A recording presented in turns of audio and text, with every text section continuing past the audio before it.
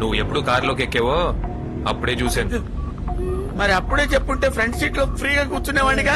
ఇరుక్కొని చచ్చిపోయాను ఇప్పుడు దాకా. ఇదిగో పట్టుకో. పోజ్ ఇవ్వు. పోజా? ఇవ్వు. అలాగే.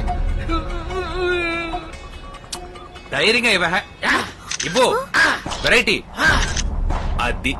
అవును, ఇప్పుడు ఎందుకు ఇంత ఘోరంగా పోజులు మరి ఫోటోలు తీస్తున్నావు? నాకు మెమరీ లాస్ లేదని డీసీతో చెప్తావా? చెప్తాను, తప్పకుండా చెప్తాను. అది ఒక డాక్టర్ బాధ్యత. ఓ అలాగా.